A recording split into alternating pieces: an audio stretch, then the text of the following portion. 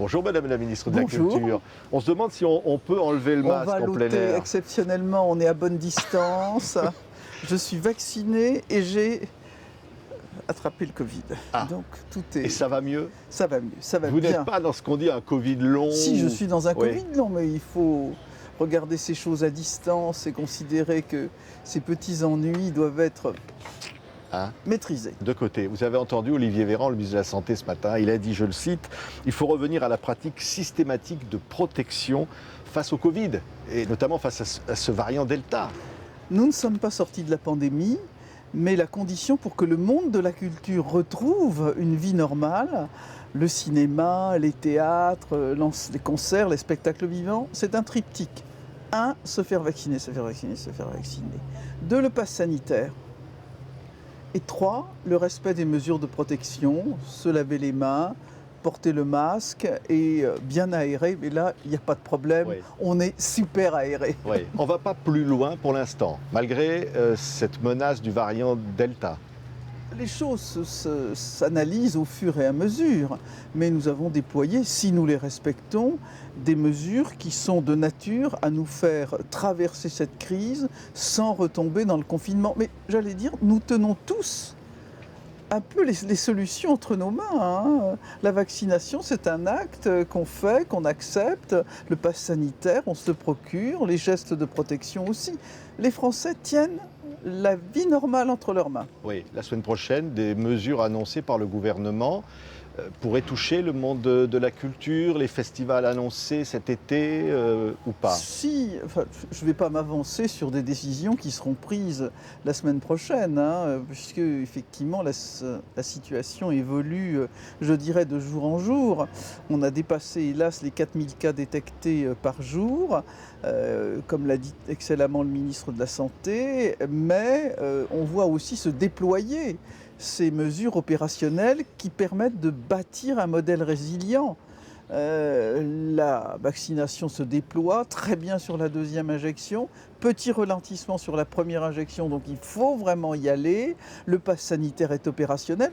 Vous savez, j'étais au festival d'Aix-en-Provence et les responsables du festival nous ont dit finalement, le pass sanitaire était obligatoire, la séance a commencé à l'heure et finalement on a ça sur son téléphone portable et tout va bien. Oui, on a vu ici des photos, on voyait des gens dans la grande salle lumière du Festival de Cannes qui n'avaient pas de masque. Bon, ça a été, voilà.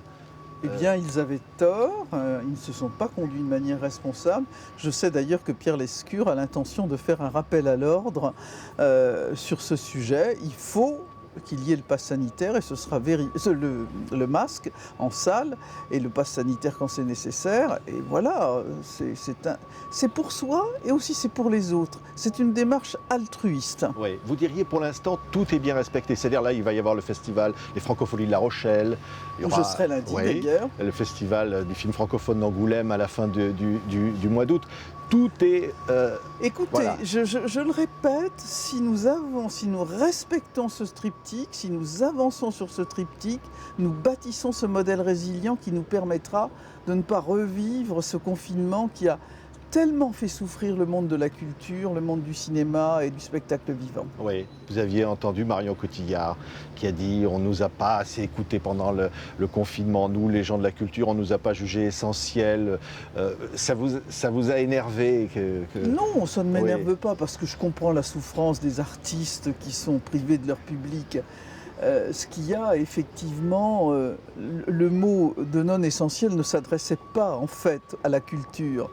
Vous savez, on parlait des commerces de subsistance, c'est-à-dire se nourrir, se déplacer, avoir des biens, j'allais dire, de consommation courante. Mais évidemment, nous n'avons jamais dit, dans un pays comme la France, où quel que soit d'ailleurs le gouvernement, on développe des politiques culturelles d'aide massive. Évidemment, on n'a jamais jugé que la culture n'était pas essentielle. Sinon, aurait-on déjà mobilisé 12 milliards et demi pour soutenir la culture, ce qui est un chiffre qui est inégalé dans les pays du monde. Donc ce qu'elle dit est faux, c'est ça que vous dites? Non, je ne dis pas que ce qu'elle dit est faux. Je dis ça exprime une souffrance. Et cette souffrance, il faut l'écouter.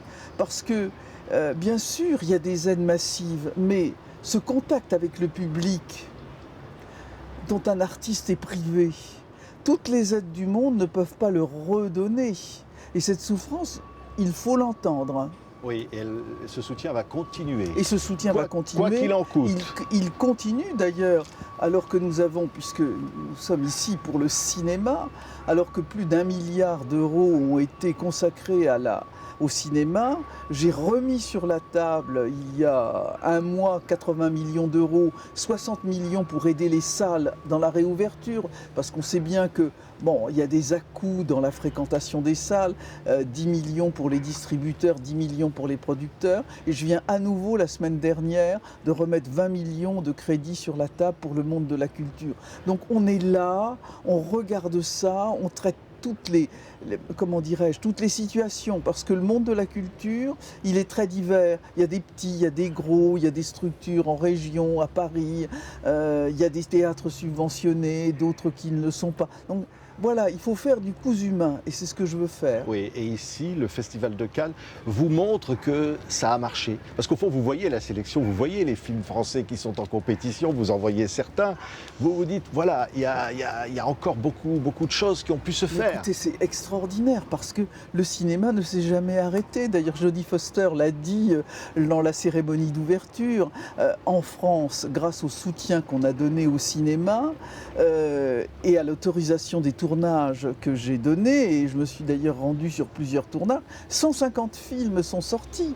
Et c'est extraordinaire parce que certains ont dit « Ah oui, mais il y a un mur de films ». Voilà, comme s'ils regrettaient qu'il y ait beaucoup de films français vous avez dit, qui se soient tournés. C'était un problème de riches, vous aviez Voilà, dit. c'est ça. Mais non, mais c'est formidable.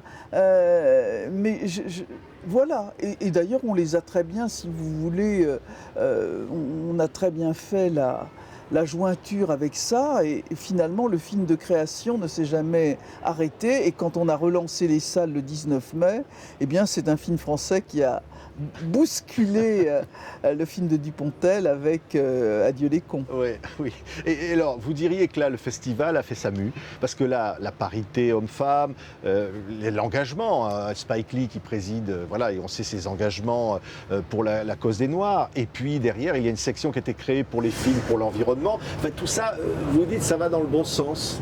Ça va dans le bon sens. J'ai un petit regret quand même, c'est que sur la sélection de 24 films, la sélection officielle, il n'y ait que 4 films de femmes. Alors je pense que là, il y a une marge de progression, mais je note que sur les 4 films de femmes, 3 films sont français, avec Julia Ducournau avec Titane, avec Catherine Corsini, La Fracture, et Mia Hansen-Love avec Bergman Island. Alors on peut dire ce qu'on veut, mais le cinéma français, au niveau de l'égalité femmes-hommes, a répondu présent. Et vous avez raison de souligner. Pas assez, vous dites. Pas assez globalement, hein, sur toute la sélection, qui est une sélection internationale. Mais sur la diversité, évidemment, l'exemple de Spike Lee est tout à fait merveilleux. Le message qu'il a envoyé. Et il avait porté un costume à mes couleurs à la cérémonie d'ouverture. Mais le message qu'il a envoyé le message est extrêmement fort, parce que c'est non seulement un homme de cinéma, mais c'est un militant. Évidemment, on le connaît pour ses engagements très très forts. Et d'ailleurs, à la cérémonie d'ouverture, on a refait une sorte de panorama de ses engagements qui était extrêmement émouvant. Oui, vous êtes touché par le cinéma. On se retrouve, il y a une exposition dans Cannes avec des baisers de cinéma, histoire de dire, enfin, on se retrouve grâce au cinéma. Vous aimez le cinéma quand on s'embrasse, quand on rêve? Bien sûr. Alors, mon baiser culte, mais je ne vais pas être très original, pardon, c'est évidemment le baiser sur la plage dans les vagues de Tant qu'il y aura des hommes entre Burt Lancaster et Deborah Kerr. Alors c'était très drôle parce que j'avais une grand-mère qui était dingue de cinéma. Donc elle nous emmenait voir des films qui n'étaient pas tout à fait pour nous. Donc je devais avoir une dizaine d'années quand je vois Tant qu'il y aura des hommes, et ma grand-mère disait « Surtout vous vous cachez les yeux ». Alors évidemment avec ma sœur on était comme ça pour regarder les baisers qui nous étaient prétendument interdits. Il y a des fois aussi, on se bouchait les oreilles quand Georges Brassens chantait. Oui. Il aurait eu 100 ans. Oui. On célèbre. Alors voilà, cette chanson était interdite. Elle Madame était la ministre. interdite. Il y en a d'autres que vous aimez de Brassens? Tout est beau chez elle, il n'y a rien à jeter. Sur l'île déserte, il faut tout emporter. Et c'est ça le cinéma Oui. aussi, sur l'île déserte, il faut tout emporter. C'est vrai. Vous emporteriez quoi, vous, Roselyne Bachelot, sur l'île déserte? Oh, écoutez, j'emmènerais des films comme Les Enfants du Paradis, bien sûr, tous les grands carnets. Ma grand-mère, celle qui m'a initié au cinéma, adorait les westerns. J'ai un souvenir magique de L'Homme au colt d'or, par exemple. Et puis La leçon de piano, parce qu'on parlait de baiser, mais excusez-moi, la scène la plus érotique du cinéma, c'est quand même quand Harvey Keitel, dans La leçon de piano, caresse à travers son... Donc, rien que d'y penser, ça donne des frissons. Vous auriez aimé être actrice? Vous auriez aimé, s'il y avait un baiser de cinéma avec un acteur que vous rêveriez Oui, bien de... sûr, c'est un fantasme, tout le monde rêverait d'être acteur. Mais c'est un métier, c'est un vrai métier.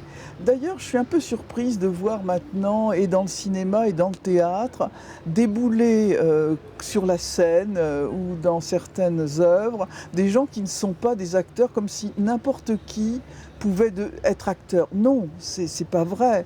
C'est pas parce qu'on a une certaine facilité à s'exprimer ou une certaine notoriété qu'on est fait pour être acteur ou actrice. C'est-à-dire, c'est quoi? C'est la télé-réalité? C'est les gens qui arrivent, qui deviennent des vedettes du jour au lendemain? Oui, vous avez raison. Cette consommation en un instant, cette dévoration des personnes, je m'en méfie. Oui, là vous diriez aux jeunes qui vont avoir le pass culture, je leur vous leur diriez d'aller faire quoi là? Qu'est-ce qu'ils doivent faire? Je leur dirais de diversifier leur...